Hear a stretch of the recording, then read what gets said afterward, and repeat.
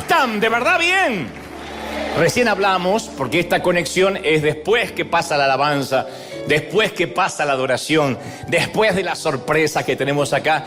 Y siempre dice, transmitan todo, pero hay cosas que son para la casa, hay cosas que se disfrutan aquí, que tienen que ver con la experiencia, así que tienes que hacer planes para venir a conocernos algún día. Mientras tanto, recibimos el mensaje de Dios. ¿Estamos listos para lo que Dios nos va a hablar? Díganme. Amén. Muy bien.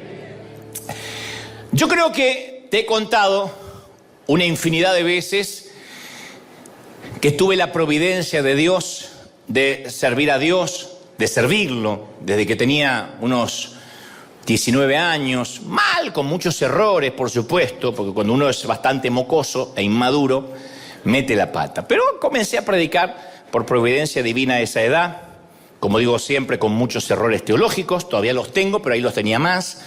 Más de una vez, insisto, puse a Moisés dentro del arca, le prendí una zarza a Noé, un burro lo tragó a Jonás, se me mezclaron los animales, los profetas, pero empecé. Y nunca más me detuve hasta la fecha. Y yo realmente me sentía un consentido de Dios en aquel entonces. Sentía que el favor de Dios estaba sobre mi vida, que estaba sobre todo lo que yo tocaba. Tenía la sensación de que nada ni nadie podía detenerme. Me sentía de un modo invencible, me sentía talentoso, diáfano, multifacético. Me sentía que podía hacer cualquier cosa y que Dios siempre me iba a bendecir. Para cuando tenía unos 23 años, me había acostumbrado mucho a escuchar a la gente decirme cuánto Dios me usaba, y empecé a prestarle atención a esos elogios y a esos halagos.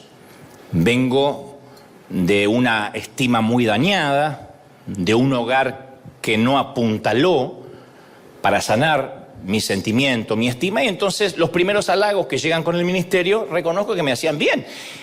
Peor aún, comencé a esperarlos, comencé a ansiarlos. Entonces la gente se me acercaba y me decía, ¡ay, qué talentoso! ¡Ay! Pero puede hacer de todo, qué ecléctico, qué multifacético.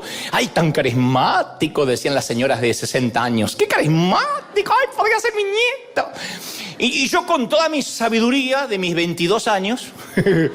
de mis 23 años, empecé a creerles. Y empecé a pensar, por fin soy alguien. Tengo éxito, me va bien. Cuando ya tenía 24 años, moría porque me invitaran a predicar a congresos importantes. Aparecieron muchos, a esos congresos que aparecían muchos famosos en el flyer, en el afiche. Y mi meta en ese entonces era llenar la agenda de invitaciones, porque sentía que así yo estaba agradando a Dios, que tenía un calendario lleno. Quería fabricar oportunidades, y todo aquello que fabricamos con esfuerzo humano sabemos que no lleva la garantía de Dios. Yo conté esto en alguna ocasión. Pero Dios usó todo aquello, todo eso, para trabajar en mí, para crucificar mis motivaciones equívocas, mi inseguridad. Era un tiempo que necesitaba, porque yo me estaba como haciendo o agarrándome de todos los halagos, de todas las cosas bonitas que me decían.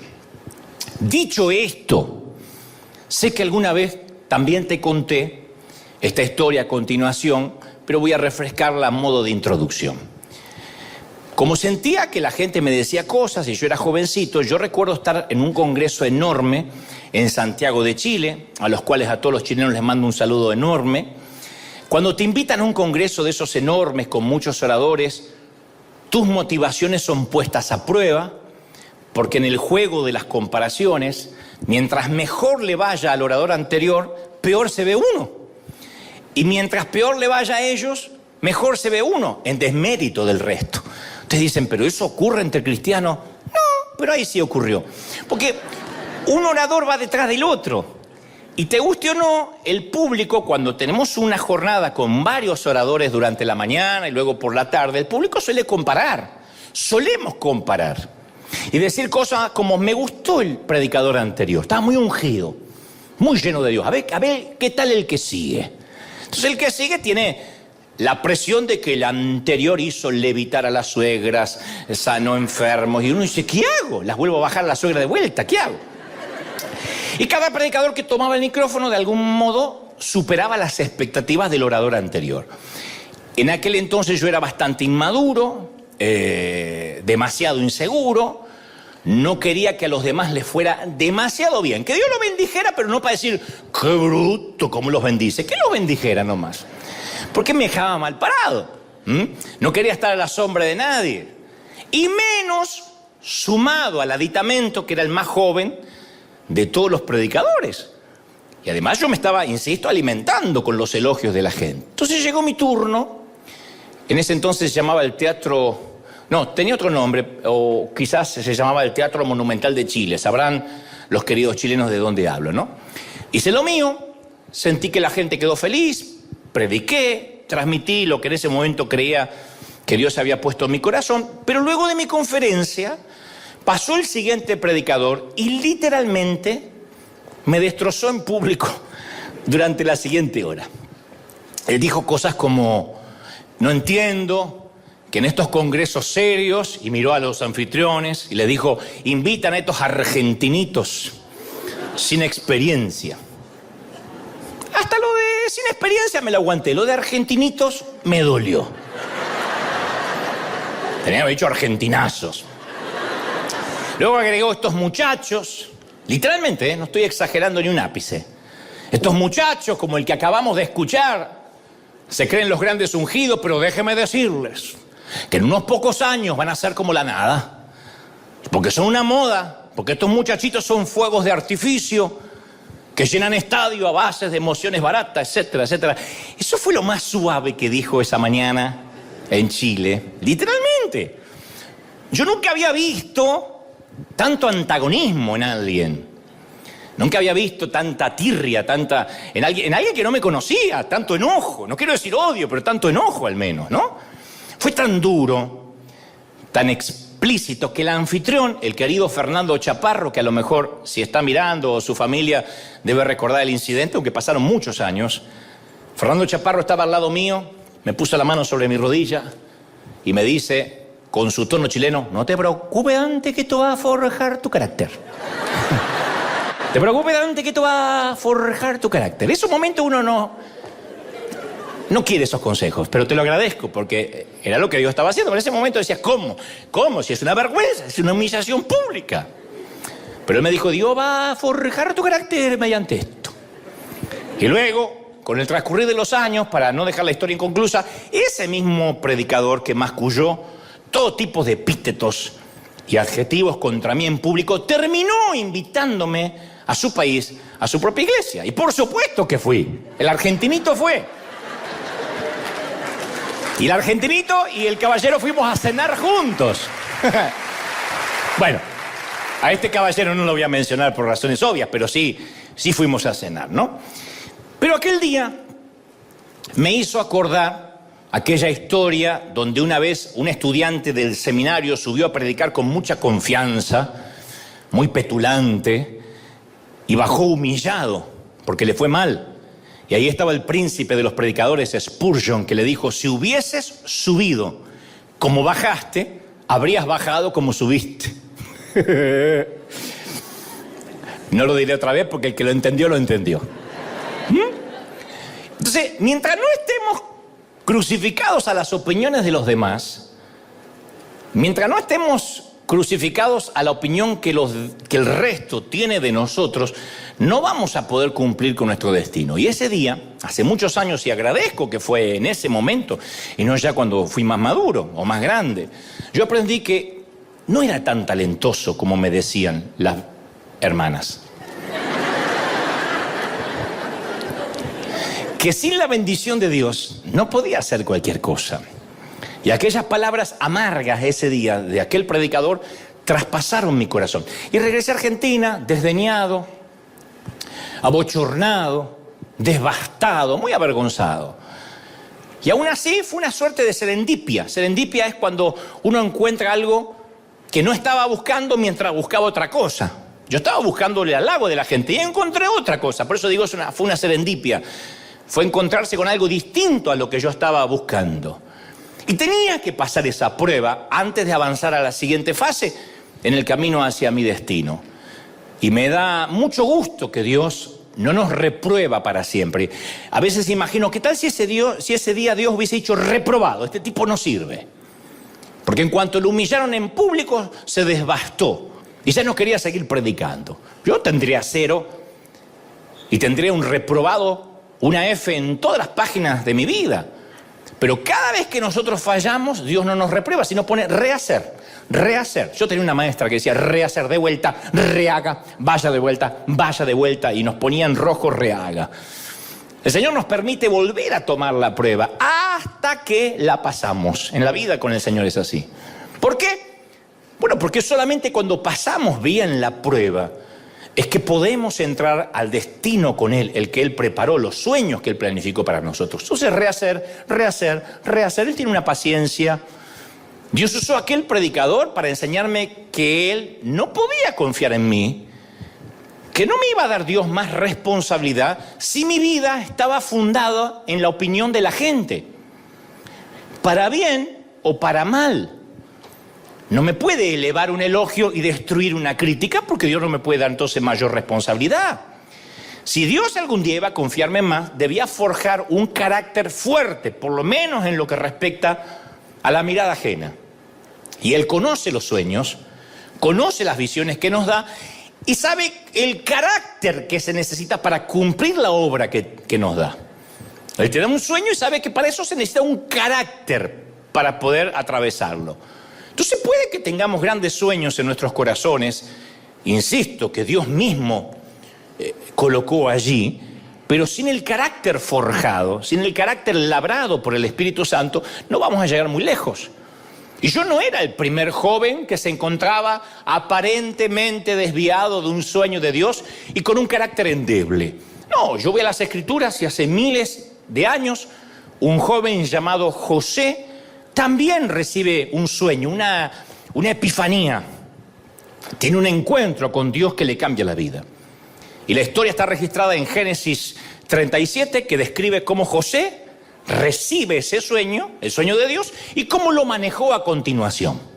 Y es fascinante. Yo sé que la historia, algunos la han escuchado desde niños, otros se desayunan con la historia por primera vez, pero es fascinante por lo menos algunos detalles. José, dice de Génesis, cuando tenía 17 años, más inmaduro de cómo Dios me encontró a mí, 17 años apacentaba el rebaño con sus hermanos. Entonces dice la palabra que José trajo, es la primera vez que aparece José y los hermanos en la Biblia. José trajo a su padre malos informes sobre sus hermanos. O sea que era alcahuete también, chupa media del padre, como dicen en algunos países. Y entonces amaba Israel a José más que a todos sus hijos, porque era el hijo de la vejez. Y como era el hijo de la vejez, lo amaba y le hizo una túnica Hugo Boss de muchos colores. Y vieron sus hermanos, y pues tenía buen gusto el papá de José, y vieron sus hermanos que su padre lo amaba más que a todos sus hermanos, lo amaba por encima del resto. Acá la Biblia no es elegante para decirlo, porque cualquier padre diría, no, yo amo a todos los hijos por igual. Es como decía mi mamá siempre, yo amo a todos por igual. Mentira, la vieja siempre estaba con mi hermano, pero por lo menos es elegante, ¿no? Para hacer política. Acá la Biblia no es políticamente correcta. Dice, no, amaba a José por encima de sus hermanos. Por eso lo odiaban y no podían hablarle amistosamente. O sea que cada vez que le hablaban, le ladraban a José. Y luego agrega las Escrituras, y José tuvo un sueño. Cuyos hermanos no le hablaban nunca amablemente, tuvo un sueño y cuando lo contó a sus hermanos, ellos lo odiaron aún más.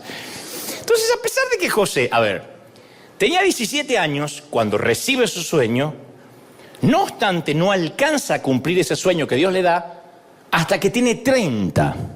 Desde los 17 hasta los 30 pasaron 13 largos años en que José recién empezaría a dar los primeros pasos del sueño que Dios le dio hacia su destino.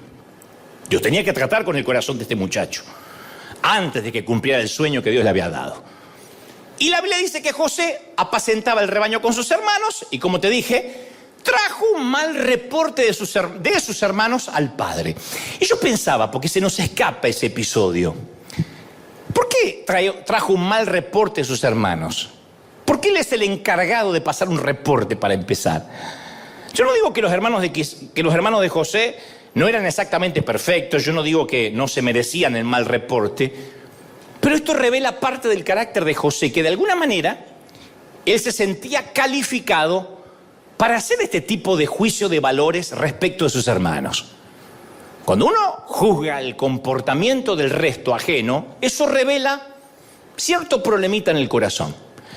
Cuando uno continuamente está mirando cómo se comporta el otro y lleva y trae, es porque hay algo en el corazón. Y Dios tenía en mente, se me ocurre a mí, un gran destino para José. Y Dios sabía que esa actitud tenía que irse si José iba a tener éxito.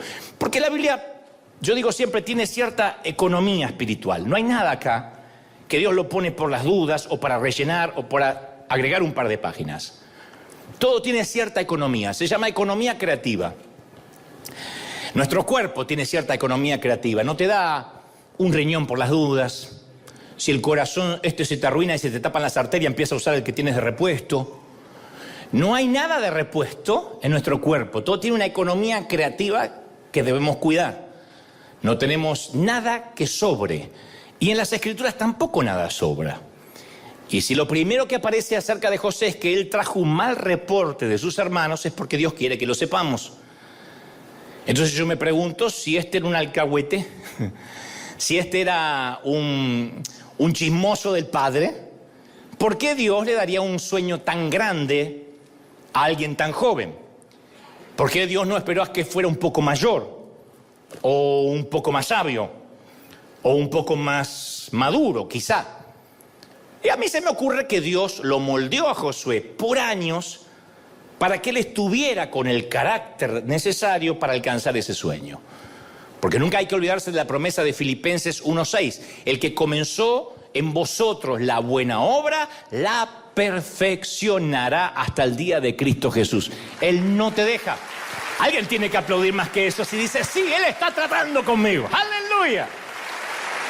Él no te deja, no nos deja hasta que no haya terminado. Ahora, a veces parece que estamos atrapados entre un sueño que Dios nos da y el destino. Entonces ahí es cuando uno dice, ¿por qué estoy atrapado? ¿Por qué si tengo un sueño? ¿Por qué siento que Dios me inspiró, me equipó, me da tanto deseo de hacer cosas y todavía no las estoy haciendo? Parece que uno queda atrapado en el tiempo, en un bucle de tiempo. Pero no es que estamos atrapados, sino que Dios está trabajando en nuestro corazón y nuestro carácter. Y vamos a seguir pasando determinadas pruebas de manera crónica y repetitiva, solo que en niveles diferentes de la vida.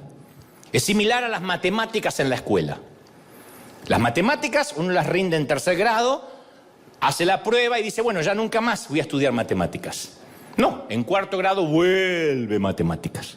En 5º grado regresa matemáticas y cada vez más difíciles. Con esas cuentas y esos problemas que nunca... Yo pensé que me iban a servir para algo y de hecho nunca me sirvieron para nada. Nunca entendí en qué me sumaría en la vida. Se van a revolcar mis maestras en la tumba. Pero ¿de qué serviría en la vida aprender un problema de regla de 3 compuesta? Pero bueno, tenía que estudiar. Y yo decía, ya terminé matemáticas. Y en 6º grado volví a matemáticas. ¿Por qué? Porque en diferentes niveles uno va aprendiendo otros conocimientos. Entonces la buena noticia es que cada vez que pasamos una prueba con Dios, recibimos un nuevo nivel de responsabilidad. Un nuevo desafío en cuanto a lo que Dios nos confía. ¿Me están siguiendo, sí o no? A medida que vamos pasando. Pero con cada nuevo nivel de responsabilidad, enfrentamos un nuevo nivel de prueba en el área del orgullo, en el área del carácter. Por eso hay un pequeño consejo que aprendemos de la vida de José. Cuando recibes un sueño de Dios, lo primero que tienes que hacer, no hagas como José o como este servidor, cierra la boca, no lo cuentes. Cuando Dios te dé un sueño, te lo voy a decir en español del Cervantes, cierra la jeta. Dile al que está a la derecha y a la izquierda, cierra la jeta si Dios te dio algo. No lo cuentes. No lo cuentes. José cometió el error de contarle a los hermanos y los hermanos lo odiaron aún más. Dice que lo odiaban por causa de sus sueños y de sus palabras. De sus sueños y de sus palabras. O sea, no eran solamente los sueños de José lo que alteraba, lo que ofendía a los hermanos, sino la manera en que hablaba de esos sueños. Para el que no conoce la historia, José tiene unos sueños donde aparentemente la metáfora es que sus hermanos y su padre se inclinaban ante él. Cosa que iba a pasar cuando él luego estuviese en el segundo lugar al lado del faraón. Pero él lo cuenta y lo habla, era bocón porque tenía algo de sangre hispana, José, lo cuenta y dice, no sabés lo que Dios me va a dar. Entonces, y eso hizo que lo odiaran más. Si queremos avanzar hacia nuestro destino, cosa que yo aprendí tarde, uno tiene que aprender a cerrar la boca, que es la prueba más difícil. Es lo más difícil. El problema parece que está centrado en la boca, pero en realidad empieza en el corazón. Porque Jesús dijo en Mateo 12:34, porque de la abundancia del corazón habla ¿qué? La boca. Y en Mateo 15:18 dice, pero lo que sale de la boca proviene del corazón. Y eso es lo que contamina al hombre. De modo que si tenemos problemas con lo que sale de nuestra boca, necesitamos echar un vistazo dentro de nuestro corazón, no es solo la boca. Porque si el orgullo está en nuestro corazón, tarde o temprano va a encontrar la manera de salir por la boca y se va a notar. Porque somos seres comunicacionales. Entonces, una razón por la cual tenemos esa tendencia al orgullo es que a veces intentamos tratar con el fruto en lugar de llegar a la raíz. Cuando vemos el fruto del orgullo, cuando vemos que metemos la pata, sí, somos tocados por Dios, sacamos unas tijeras y podamos las hojas, quizá arrancamos alguna que otra ramita y decimos, me tengo que cuidar de no decir. Le conté al padrino que me compré una camioneta y mirá la cara que hizo, la próxima vez me callo la boca. Le conté a fulanito que Dios me bendijo con una casa y me miró con una cara de asco, no sé, lo tenía que haber contado, ¿para qué lo puse en Instagram? Y creemos que es cambiar un modo de vida, cambiarle el fruto. Pero si no tratamos con la raíz, va a continuar apareciendo en nuestras vidas, retrasando nuestro destino. Hay una raíz de orgullo que tiene que ser podada. De otro modo, vamos a seguir luchando en ese área. La raíz es la inseguridad. Cuando yo comencé, no era orgulloso, era inseguro. Y la inseguridad se ve como orgullo. Yo quería recibir halagos no porque era un orgulloso, aunque ustedes digan, y sí, argentino. No, yo quería recibir halagos porque era inseguro. Sé que los argentinos tenemos fama de agrandados, pero no crean eso.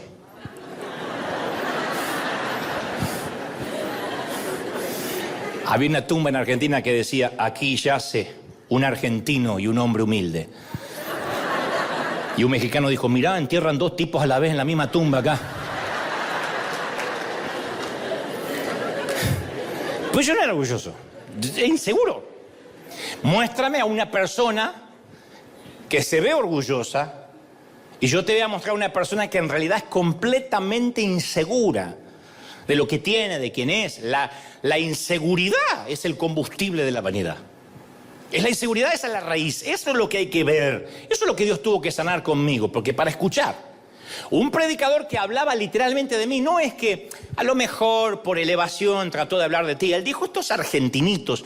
No bien yo abandoné el estrado. Para soportar eso, uno tiene que estar seguro.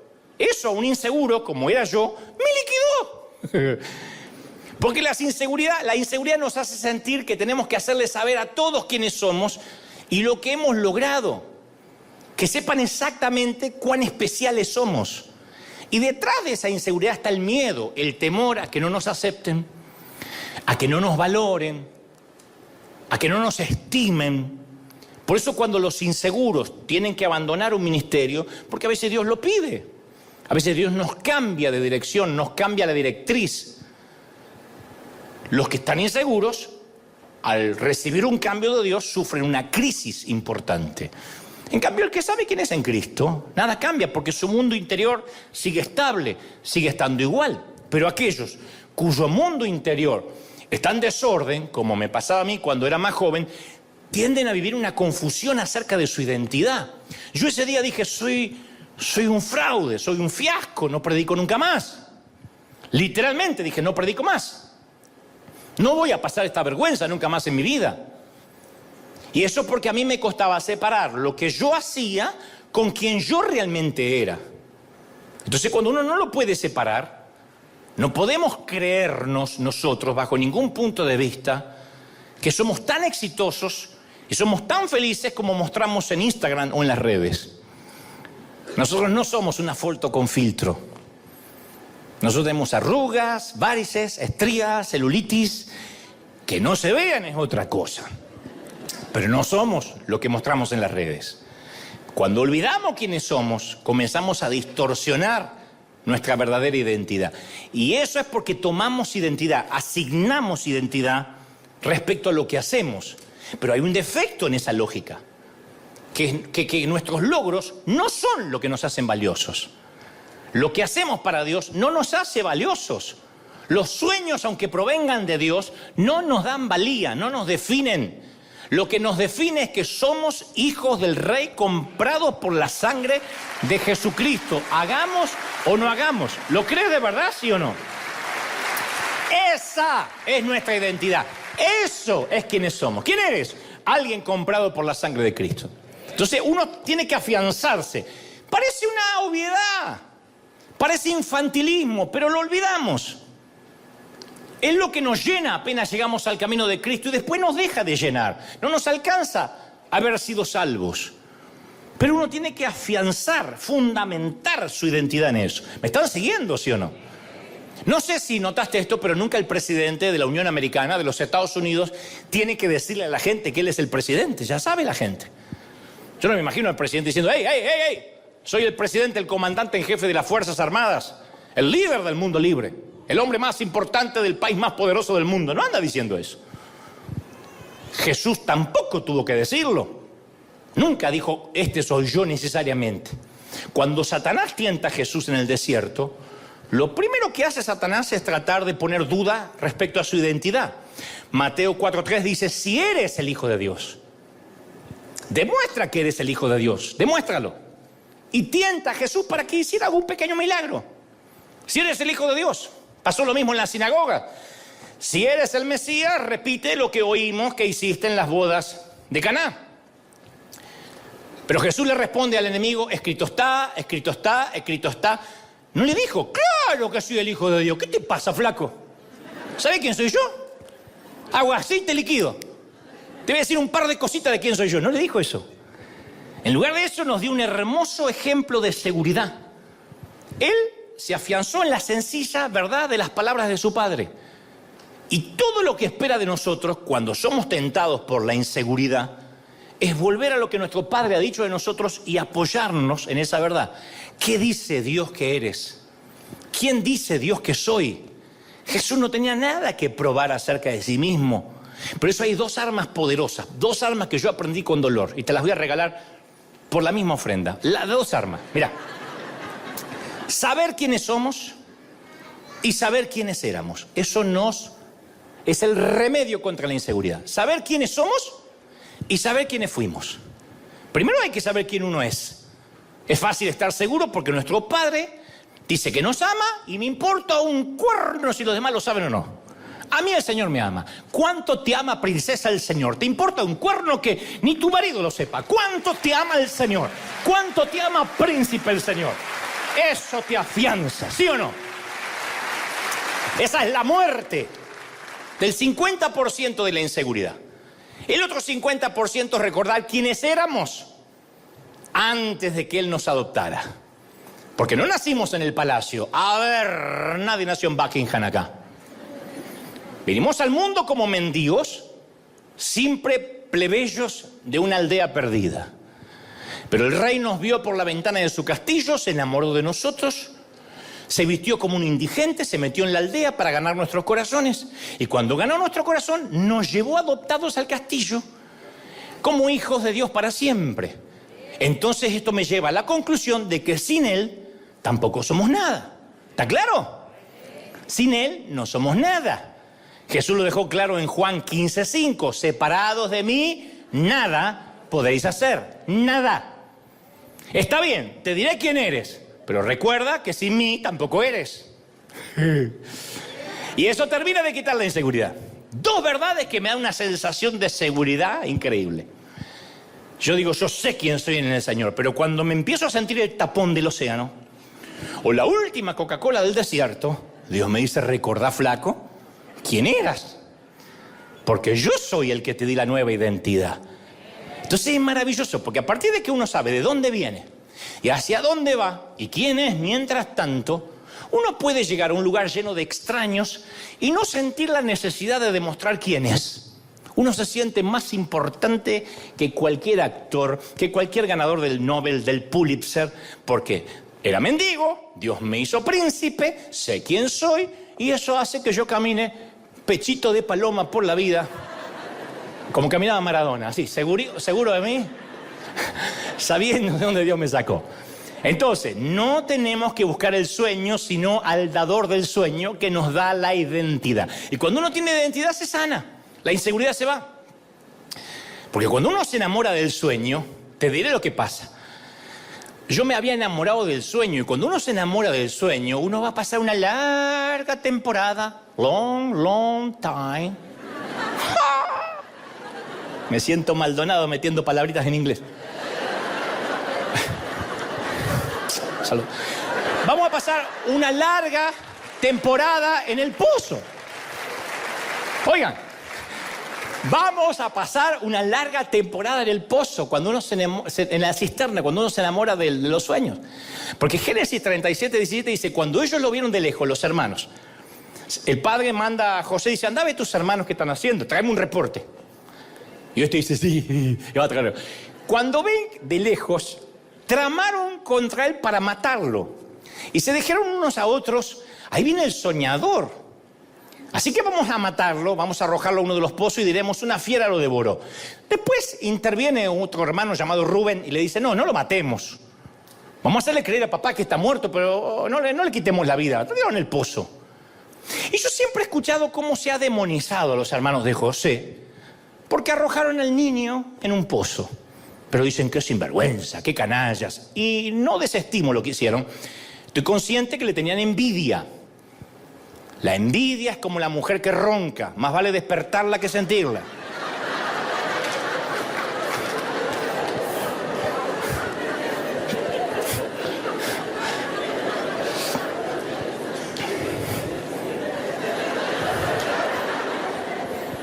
Te la tiro para que la guardes en tu corazón. La envidia concluye en, esta persona tiene lo que yo quiero. ¿Ah? Yo quisiera tener su inteligencia, su apariencia, o su ministerio, o su pareja, o su clase, o su dinero. Como yo no puedo tenerlo, yo quisiera que él no lo tenga. Eso es la envidia. Es la bilis tóxica. Es el patógeno pernicioso, pestilente, pútrido, que enferma el cuerpo de Cristo. Si nosotros en la iglesia no damos nada, van a poner en las redes, se llenan los bolsillos con el evangelio. Si salimos a dar, que no sepa tu izquierda lo que da tu derecha. Si nos va bien, en el caso mío, si me va bien, y se fue porque están los dólares allí. Si me va mal, eso le pasa por irse. Entonces, envidia es el deseo no consumado, sumado al resentimiento. No nos gusta ver en el fondo a alguien que le vaya demasiado bien en desmérito de nosotros. Y más si a él le va bien en algo que nosotros fracasamos, o lo que es peor, en aquello que nunca intentamos siquiera hacer. Y el apóstol Pablo dijo, alégrense con los que están alegres. Uno diría, ¿de verdad necesitamos ese consejo casi básico? Alégrense con los que se alegran, lloren con los que lloran, dijo Pablo. Sí, es necesario ese consejo. Porque la envidia hace llorar, me hace llorar cuando otros se regocijan. Y me hace regocijar cuando otros lloran y le va mal. Así de cruel es la envidia. Viste, yo sabía que le iba a ir mal. Y me regocijo porque al otro le fue mal. Y complacer a la envidia es como querer calmar la sed con agua de mar, con agua salada. No obstante, cierro el paréntesis de la envidia de los hermanos de José, yo por un ratito quiero ser el abogado del diablo y defender un ratito a los hermanos de José, o al menos demostrar que no son tan culpables como se ve a primera vista de las desgracias de José. Primero hay que convenir, a ver si estamos de acuerdo en esto. No voy a insultar vuestra inteligencia, así que sé que van a entenderme. Hay que convenir que no podemos avanzar hacia nuestro destino al menos que salgamos de un pozo, del pozo en el que caímos. Los hermanos de José lo meten en un pozo. No lo matan, lo tiran allí y le hacen creer al padre que murió. Ahora, si queremos salir de los pozos de la vida, es importante entender por qué caímos en el pozo, si no, no vamos a salir. Hay muchas razones por las que terminamos en pozos, no importa en cuántos pozos estés ahora. Podrías estar, de hecho, en varios pozos a la vez. Podrías estar en un pozo respecto a tus finanzas, nunca sales de ahí, siempre endeudado, pagando el mínimo de las tarjetas y viendo qué impuesto vas a pagar, cuál no pagas, cuál es el servicio que no te cortan sin pagar. Podrías estar viviendo en un pozo en el matrimonio, en algo que no se arregla nunca. En un pozo en el ministerio, no ves fruto a pesar de años de esfuerzo. O en un pozo en tu salud. Sales de algo y te metes en otra cosa. Terminó la tos y empieza la fiebre. Terminó la fiebre y te descubren otra cosa. Y sientes que estás en una cisterna en cuanto a tu salud. Entonces, señores, la pregunta no es si Dios puede librarnos o no del pozo. La pregunta es si comprendemos antes que nos libre por qué caímos en el pozo. Y ustedes dirán, ¿y por qué voy a caer? ¿Porque mis hermanos me tiraron? Y esa mentalidad de víctima que se adopta en la actualidad es culpar siempre a los demás de nuestros problemas. Y entonces le damos a los demás la autoridad para sacarnos del pozo. Si los demás fueron culpables de tirarme ahí, son los únicos que también pueden sacarme de ahí. Le estoy otorgando un poder al otro cuando me pongo en víctima. Si fue tu esposo, tu esposa quien te lastimó y la culpa es de él, entonces le estás dando un poder que así como te lastimó es el único que podría sanarte. Es fácil culpar de nuestro problema o nuestro pozo a nuestros padres, a nuestros cónyuges, al pastor o hasta al gobierno. Mira, la mayoría tuvimos una infancia difícil. Y si tus padres te rechazaron cuando eras un bebé, hay un momento que uno tiene que decir, bueno, mira, lo siento mucho, pero ya está. Hay un momento que uno tiene que superarlo. No puede llorar toda la vida. No me quisieron cuando bebé. Supéralo, es que apenas pasé los 54 y no lo puedo superar. Toda una vida. Entonces, hay momentos que hay que dejar ese incidente atrás y mirar hacia adelante. Aun cuando los pecados de la familia fueron los que te arrojaron al pozo. Ellos no son los responsables de que estés en ese pozo, ya no. ¿Cuánto voy a culpar yo a mi papá? Mi papá era un alemán frío. Mi mamá estaba enferma cuando yo era chiquito. Ya está, lo puedo contar para bendición de la gente, para ver cómo la resiliencia o uno puede salir adelante con la ayuda de Dios, pero ponerme en víctima, ¿cuánto tiempo? Somos los únicos responsables de salir del pozo. Del pozo económico, del pozo de la salud, del pozo matrimonial, del pozo ministerial. ¿Me están siguiendo, sí o no? Entonces conozco mucha gente que siempre el problema es los demás. La gente me envidia.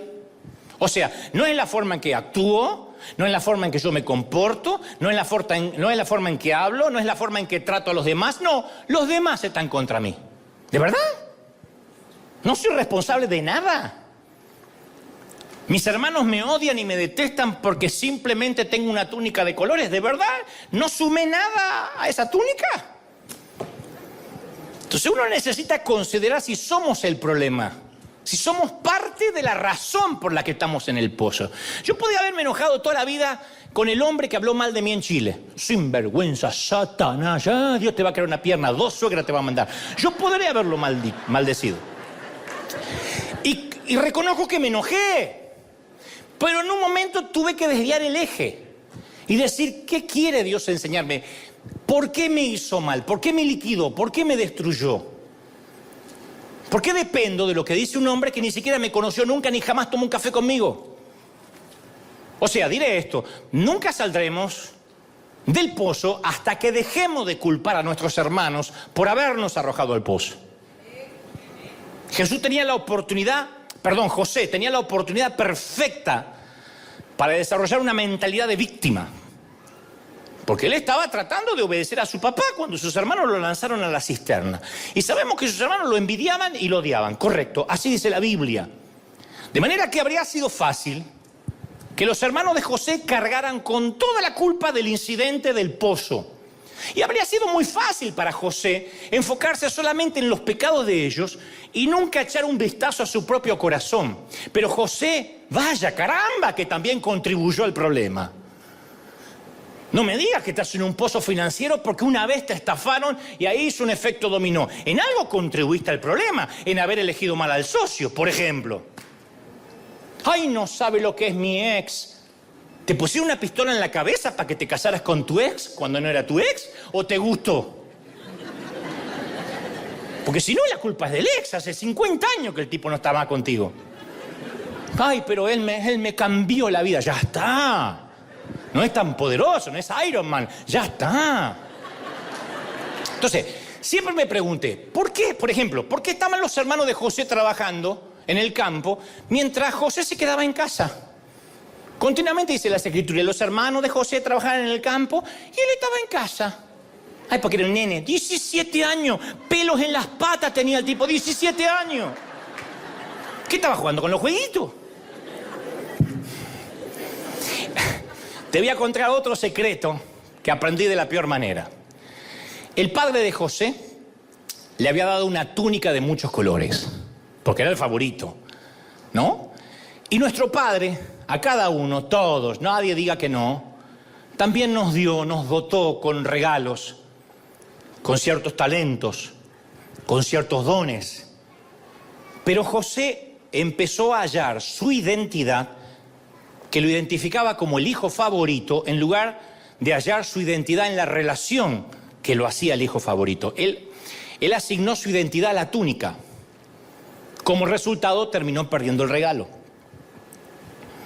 Génesis 37, 17 dice que sucedió que cuando José llegó a sus hermanos, lo despojaron de su túnica de colores que llevaba puesta, lo tomaron y lo echaron en el pozo. Lo primero que hicieron, le despojaron el regalo del padre. Y nosotros también, cuidado, podemos quedar atrapados en los regalos de Dios, atrapados en los regalos del Padre. Podemos empezar a encontrar nuestra identidad o sentido en el valor de ese regalo, en lugar de aquel que nos dio el regalo. Yo encontré, siendo muy jovencito, mi valía en servir a Dios. Pero no me importaba tanto Dios, me importaba más servirlo. El glamour, los elogios, los viajes que venían con eso. Yo me enamoré. ¿El regalo era genuino? Sí, el regalo era de Dios, yo no podía haber hecho nada sin él. Pero me enamoré tanto de la túnica de colores que ya no me importaba quién me la había regalado, era mi túnica. Y cuando uno hace eso, cuando uno se enamora más de servir que de ser, termina arriesgando con perder ese regalo. Ahora te voy a aclarar algo importante. El padre que le dio el regalo no fue el que se lo quitó. No te estoy diciendo que Dios te quitará un don. José perdió su túnica por medio de sus propias acciones.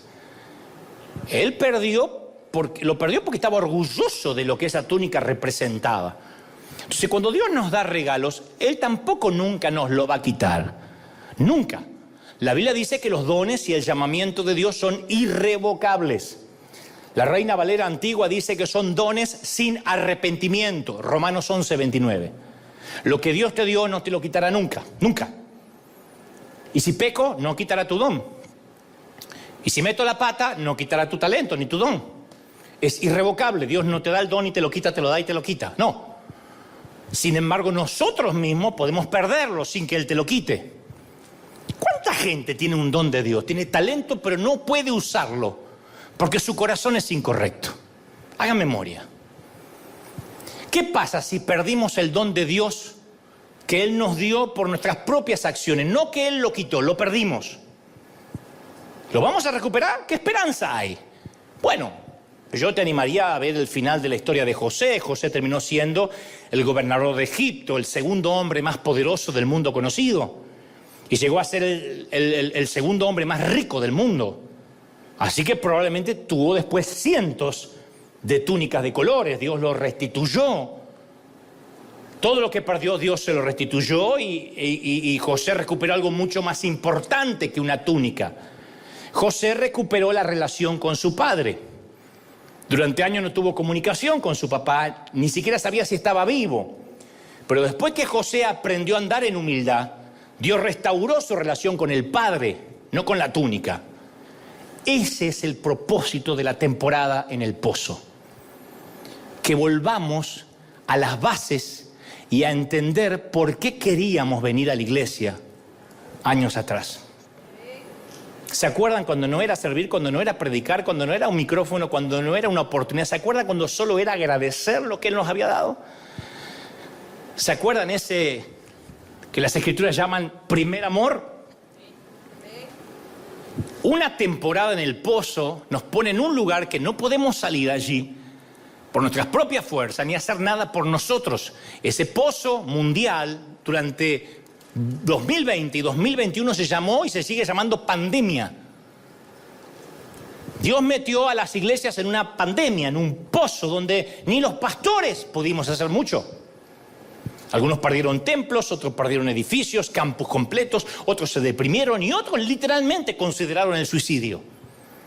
Porque toda su identidad estaba en la túnica de colores, no el que se la había regalado. Y la pandemia nos pega un shock. ¿Podrás adorar en tu casa? ¿En el fregadero? ¿Si no puedes ir a la iglesia por un año y meses?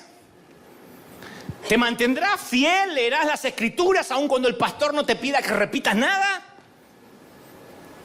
Y muchos no lo lograron. El pozo los metió en un sitio, los colocó en una situación donde no podían salir por sí mismos. Y eso es bueno, porque al no poder salir por uno mismo tiene que pedir ayuda a Dios. Pero algunos no le piden ayuda a Dios y se dejan morir. Creen que al perder la túnica han perdido al Dios que se las dio. ¿Me están siguiendo, sí o no? Entonces quiero que sepas que no importa dónde estés ahora, aun si el pozo lo cavaste tú mismo, Dios es suficientemente grande para sacarte de ahí. No es difícil para Dios sacar a la gente de los pozos. Dios se deleita en sacar a sus hijos de los pozos. A eso se dedica. Pero no nos quitará de ahí, no nos sacará de la cisterna hasta tanto y en cuanto nos demos cuenta que es más importante el que nos dio la túnica que la túnica. Hasta tanto nos demos cuenta que la túnica no es una excusa para menospreciar a los que no la tienen. Saúl fue guerrero de Israel, dice la Biblia, tan alto que los demás apenas le llegaban al hombro. Era alto el tipo, ¿eh? Y dice que desde más arriba veía a los demás. Y yo una vez te dije, sí, es lindo, mirar desde arriba tiene su encanto, no me digas que no. Cuando viajas en avión y te toca viajar en business, no me digas que no tiene su encanto pasar por todos los que van a ir en el gallinero allá atrás. Y te sientas delante y pides rápido un jugo de naranja en un vaso de vidrio y lo muestras así porque el otro va a tener vaso de plástico. Y tienes un baño para 8 y atrás hay un baño para 300. Toma. Cuando viajamos a El Salvador para la toma de posesión del presidente Nayib Bukele, que también te lo relaté, el presidente puso todo su aparato de seguridad para mí. No paré en los semáforos, 2 días, no paré en los semáforos, no hice fila, no pasé por seguridad. Llegué al aeropuerto, me estaban esperando por aquí, señor, por aquí, señor. ¿El pasaporte? No hace falta el pasaporte. Oh, ¿paso por seguridad? No, dije, ¿por qué no traje más cosas? Pero no tenía que abrir puertas, ¿de verdad? Iba a abrir la puerta y me la abrían la puerta. No cargué maletas. Me agarraron la maleta y desaparecieron, y ya están en su lugar. No entraron a vestirme porque soy pudoroso, si no me hubiesen vestido. Me pusieron custodia, motos, un ejército que me abría paso. Yo iba. Por un par de días fui el segundo a bordo del Salvador. Toma, por 2 días. No sabés lo que era. El único más importante que yo en El Salvador era el presidente electo. Porque yo iba a orar por el presidente, así que me pusieron todo el aparato gubernamental para mí. Saludé al presidente saliente, le dije, vamos, así nos vamos apurando, rápido. Llevan muchos años, ¿eh? Vamos que tenemos con Nayib que tomar posesión. Bueno, y yo pensé, yo puedo acostumbrarme a esto. ¿Sabes lo que es? Que el GPS te muestra que hay 40 minutos de tránsito. Yo digo, pero son 40 minutos, no vamos a llegar. No, está toda la custodia allá afuera. Literalmente, 4 minutos, llegamos. Las motos iban haciendo pateando a la gente. Bueno, yo no me alegraba que las patearan, pero digo... Me sentía como en un boliche, así, tirando... Y después seguí ahí, seguí acá. Ni al carpool pude ir, porque venía solo. Y la carroza se me transformó en calabaza, en zapallo. Pero durante 2 días fue maravilloso mirar tan alto que los demás apenas me llegaban al hombro. Por eso entiendo por qué a los políticos les cuesta tanto soltar el poder. Y es maravilloso que el Padre nos regale una túnica de colores. Es maravilloso. Pero la arrogancia es un equipaje que no podemos llevar. Y conste, Dios no desaprueba la arrogancia, ¿eh? A Dios no le desagrada la arrogancia. Dios la aborrece. No es que la desaprueba, no te la recomienda, la aborrece. Lo que nos produce una comida llena de larvas es lo que la arrogancia le produce a Dios. La arrogancia y la soberbia aborrezco, Proverbio 8:13. Abominaciones a Jehová todo altivo de corazón, Proverbio 16:5. No os hagáis nada por vanagloria, Filipenses 2:3. Cesen las palabras de los arrogantes de vuestra boca, 1 Samuel 2:3. Dios resiste a los soberbios, 1 Pedro 5:5. Antes de la caída, la altivez, la arrogancia de espíritu, Proverbios 16:18. Jehová asolará la casa de los soberbios, Proverbios 14:25. No hay un solo episodio en que Dios diga, yo la tolero, yo entiendo, es una debilidad. Dios la aborrece. ¿Sabe por qué? Porque no hicimos nada que justifique nuestra arrogancia. Nada que justifique nuestra inmodestia, nuestra petulancia. No hicimos nada. Somos el mosquito que va en la oreja del buey y dice, estamos arando.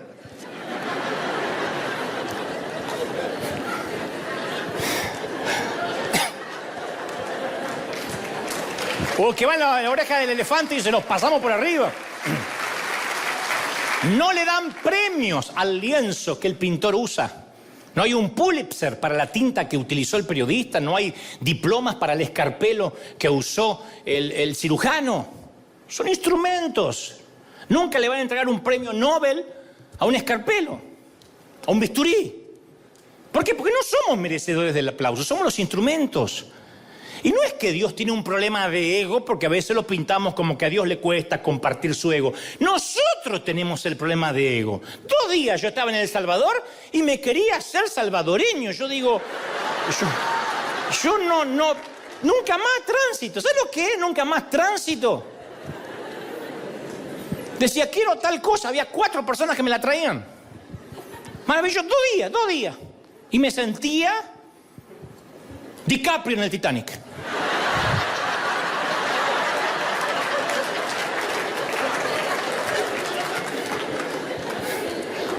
Él sabe que no podemos administrar la túnica de colores.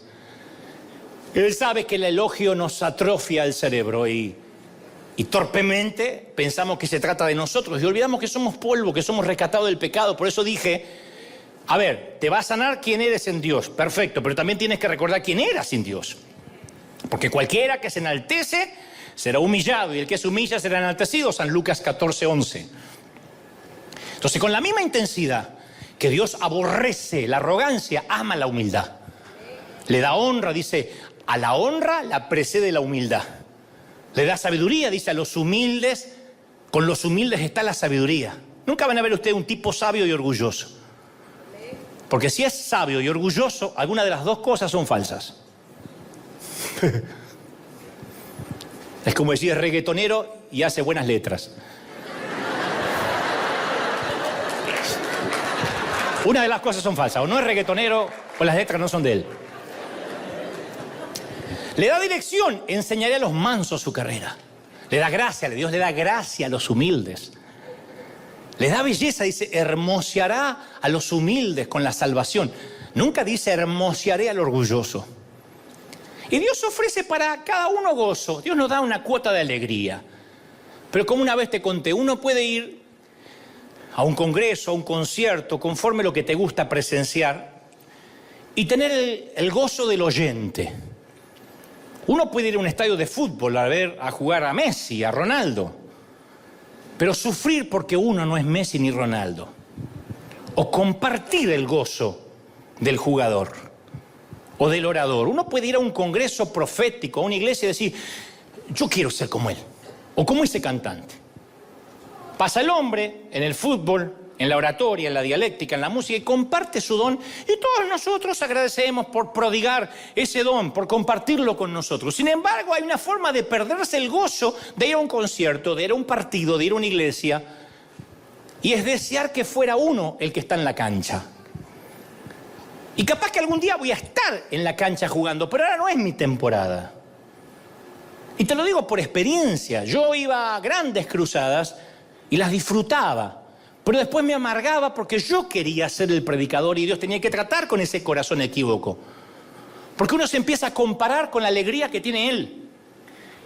Y luego llega esa sensación de ansiedad, de vacío, que mientras mayor sea el don de esa persona, más pequeño nos sentimos, en vez de disfrutarlo.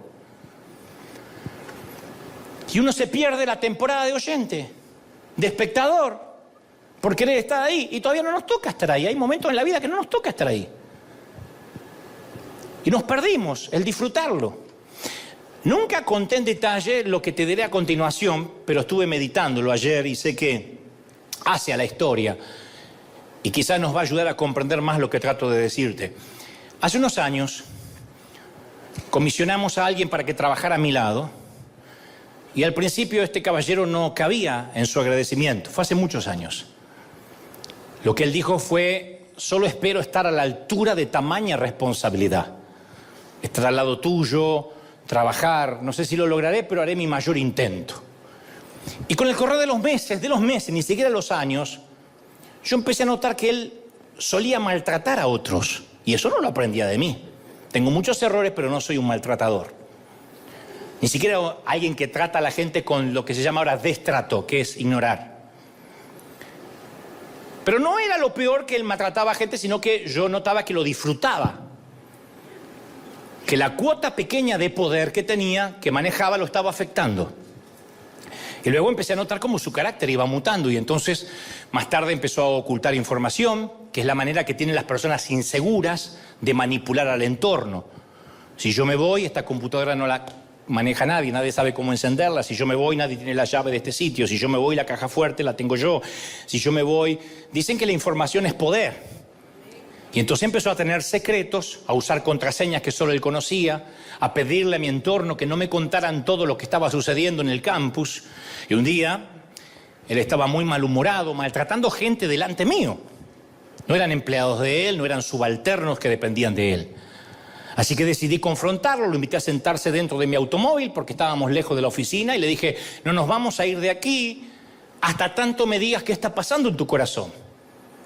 Mira, yo he notado que has cambiado notablemente, que no eres el mismo hombre que yo conocí hace unos años atrás. Quiero saber si soy yo el culpable. Y entonces hubo un largo silencio, seguido por un suspiro eterno, y yo creí que confesaría algún pecado oculto. O quizá me diría que necesitaba una mejora en su salario. Pero nada, ni en 1.000.000 de años me preparó para lo que iba a decirme. Nunca olvidé aquel momento porque fue como un low motion, en cámara lenta. Me dijo: ¿quieres que realmente te abra mi corazón? Le dije: nada me gustaría más. Y te doy mi palabra que puedes decirme lo que sea. Y entonces lo escupió. Me dijo: no sabes lo duro que es para mí y para mi esposa trabajar en la iglesia y ver que el que aparece en la página web eres tú. No estaba listo para eso. Y Dios sabe que estaba completamente absorto, pasmado. Nunca nadie me había planteado algo así, de esa índole. Y le dije: pero vos sabés que te estoy pagando para que hagas tu trabajo, ¿no? ¿Estás consciente que además yo aquí soy el pastor? Perdón por ser tu pastor. Y él solo me repitió: mis parientes a veces me preguntan qué hago y no tengo nada para mostrarles. Tú no sabes lo duro que es que mi foto no aparezca en la web. Le digo: sí, aparecen varias fotos. No, en la página principal. Y ese día se rompió algo para siempre entre nosotros, porque ese mismo día supe que no descansaría hasta tener su propia foto, su propia página web, sus propias redes sociales. Me dijo, sueño con mi ministerio, yo tengo mi logo, tengo mi jingle y solo temo que si abro mi iglesia, tal vez toda tu gente se vaya conmigo y no quiero hacerte eso. Era surrealista. Más un chiste malo que surrealista. Le dije, mi gente no es mi gente. Si Dios quiere que se vayan contigo o con Matusalén, que se vayan. Yo no morí por nadie. Yo no morí en la cruz por nadie, así que no es mi gente. No son mis hijos. Tenía un logo, un jingle y un corazón equivocado. Y la gran tragedia es que algunos prefieren ser la estrella de un equipo perdedor que el mediocampista de un equipo ganador. Cabeza de ratón en vez de cola de león. Increíble. Y se abren paso en su propio reino pigmeo liliputiense. Un sitio donde lo reconozcan, donde le den eso, le digan, ¡wow! ¡Qué túnica de colores que tienes! Lo honren, le agarran el maletín, le cuelguen el saco, le lleven el abrigo. Dios nos libre de ese estrechamiento neurótico de los soberbios. Por cierto, vanidad aparece 75 veces en la Biblia. Su uso mayoritario es Eclesiastés 28 veces, Salmos 10 veces, Isaías y Jeremías lo empatan 8 veces más. Y en los Salmos vanidad se usa como adjetivo de pasajera, mortal, perecedera, débil. Por eso me viene a la mente la escena de la película de Al Pacino que interpreta a John Milton, o el mismísimo Lucifer, que luego de cuando parece que su víctima logra escapar de sus tentaciones, Al Pacino interpretando genialmente a Lucifer mira a cámara, sonríe y dice, vanidad, definitivamente mi pecado favorito. Y creo que ese es el pecado favorito de Satanás. Y que sí o sí, a través de una túnica de colores, de un halago, de una honra, logra penetrar. Por eso yo quiero que hoy demos gracias por las temporadas no de túnicas, las temporadas de pozos. Porque yo pienso que, en alguna parte de ese pozo, José tuvo que haber cambiado. En algún lugar de ese pozo, José debió haber clamado a Dios con verdadera humildad, porque después de haber experimentado el pozo, José era un hombre cambiado. Algo le sucedió a José en ese pozo. En algún lugar de ese pozo, José debe haberse hecho responsable de sus propias faltas. En alguna parte de ese pozo, José debe haber tratado de salir y cuando vio que no podía, clamó con humildad. En algún lugar del pozo, José debe haber dicho, necesito que me perdones.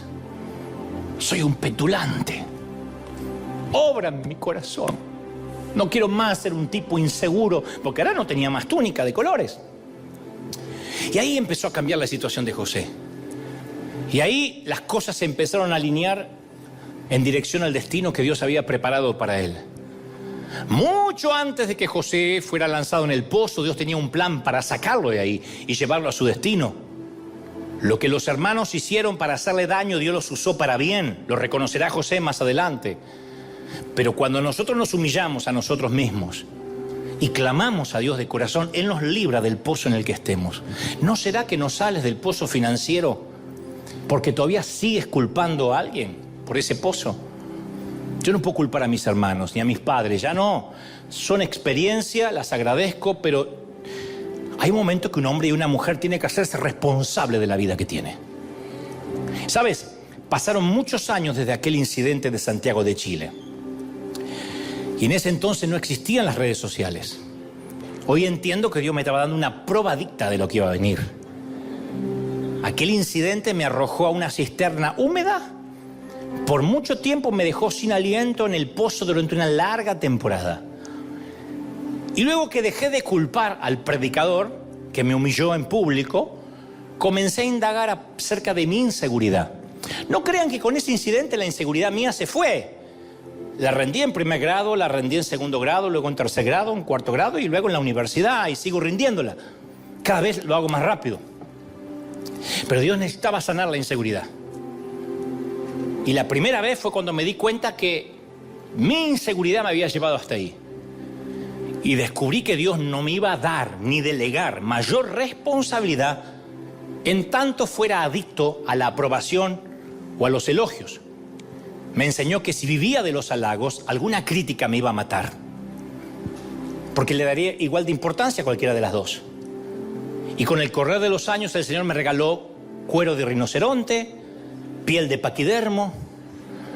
Después de aquella temporada el Señor me sacó del pozo y como a José me llevó al palacio. Y desde ese entonces tengo muchos errores, muchos, pero en cuestión de inseguridad reconozco que he volado por fuera del radar de la mirada ajena. Me importa un cuerno, de verdad. No es que ando groseramente por ahí, pero me importa un cuerno. Fíjate lo que piensa fulano de tal. No le agradaste a menganito. No podría hacer nada. Y durante estos años he transitado solo pensando en el auditorio de una sola persona, de Dios, viéndome. Porque si le temo a Dios, no le temo más a nada, ni le temo a nadie. Y eso de algún modo me ha hecho indestructible. Desde luego, insisto, tengo muchos defectos, desde luego. Dios está lejos de terminar conmigo, como contigo. Pero te doy mi palabra que ya no le otorgo al enemigo el gusto de hacer uso de su pecado favorito. El Señor me ha hecho libre y te quiere hacer libre en esta mañana. Dale un aplauso al Señor de señores, dale un aplauso al Rey de Reyes. Celebra al Rey que está en casa, bendito eres. Vamos, ponte de pie y dale un aplauso grandioso que se escuche en el resto del continente, en América, Asia, África, Europa, Oceanía. Que lo escuche España, que lo escuche la República Argentina, que lo escuche México, que lo escuche El Salvador, Colombia, Honduras, Dominicana, Perú, Paraguay, Uruguay. Ese aplauso tiene que escucharse en todo el continente. ¡Bendito sea Dios!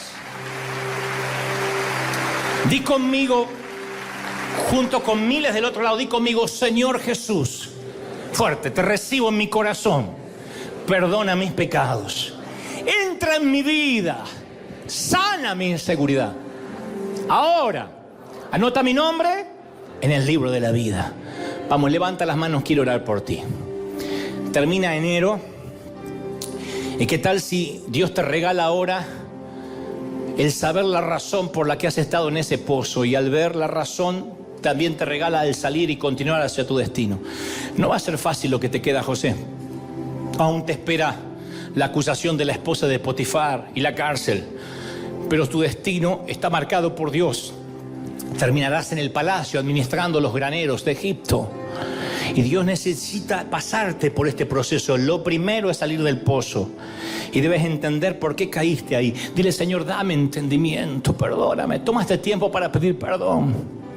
Señor, perdóname. La inseguridad no es algo que se va de la noche a la mañana. Ahí está, latente, pendiente, pero es algo con lo que tendrás que luchar siempre. Y te vas a tener que luchar el resto de tu vida. Le dices, Señor, perdóname por haber metido en esta deuda, por haber comprado lo que no debí, por haber empezado una relación equívoca. Perdóname por haber errado el camino, por haber equivocado el rumbo, por haberme corrido del eje. Dile, Señor, perdóname, yo quiero orar por ti ahora. Se termina el mes de enero y quiero que el Señor te regale un febrero con la seguridad que vas a empezar de nuevo, vas a salir de ese pozo, te saco de ahí, dice el Señor.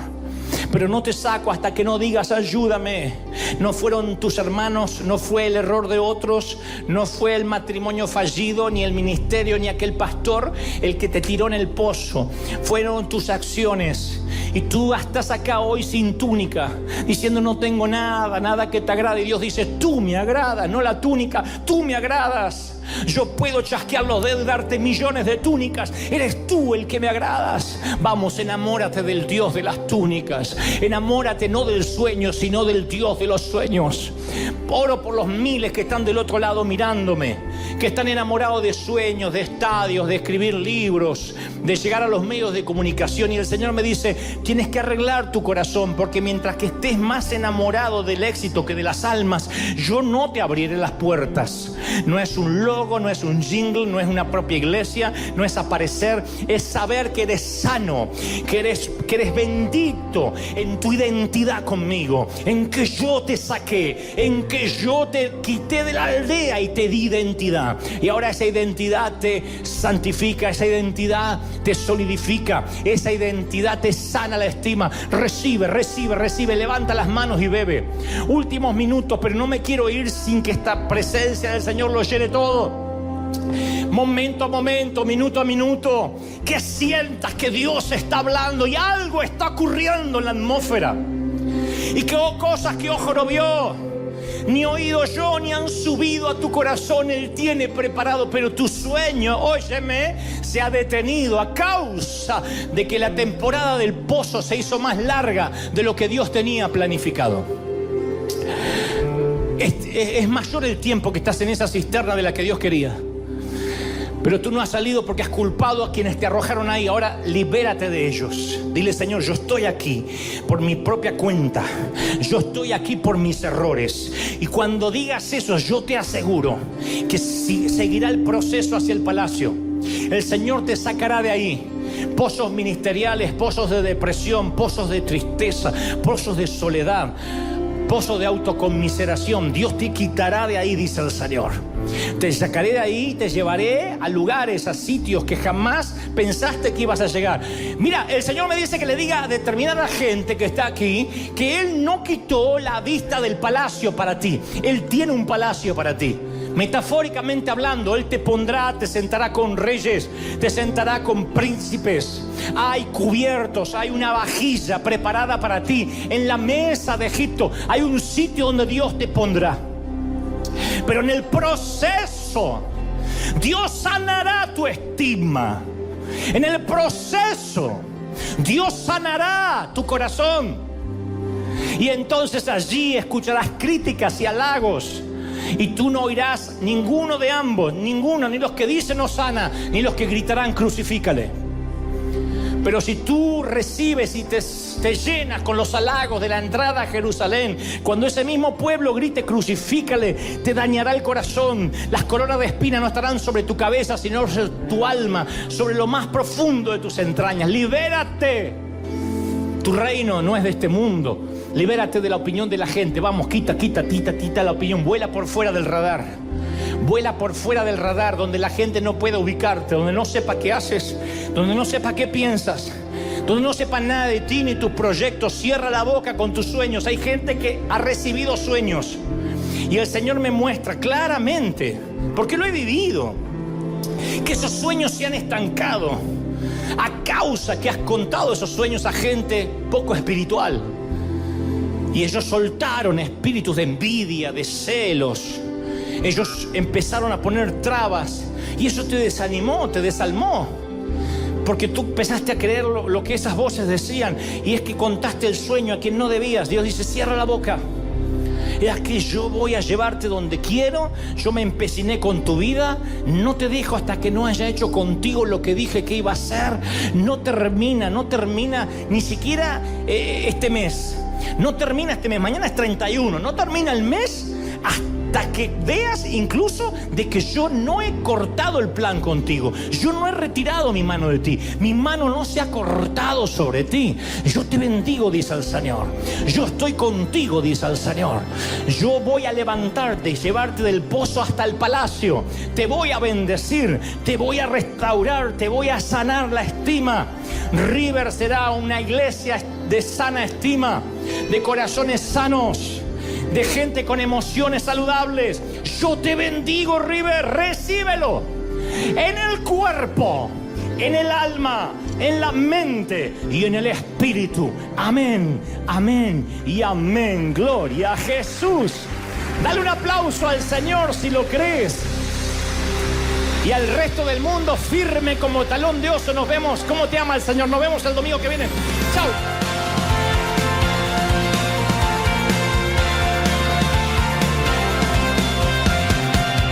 Apareciste una noche de soledad, abandonado y perdido te reconocí. Tu voz diciéndome: no temas, yo estoy aquí. El Padre me envió por ti. Y me curaste las heridas, me sanaste, mi Jesús. Todas mis cargas las dejaste allí en la cruz. Algo tan grande no lo puedo comprender. Oigo tu dulce voz diciéndome una y otra vez: oh, oh, oh, oh, eres bienvenido, eres amado. Una y otra vez: oh, oh, oh, oh, bienvenido a River, eres amado.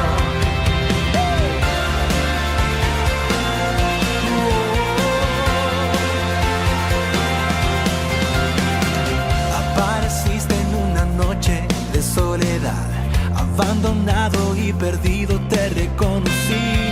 voz diciéndome no temas, yo estoy aquí. El Padre me envió por ti y me curaste las heridas, me sanaste, mi Jesús. Todas mis cargas las dejaste ayer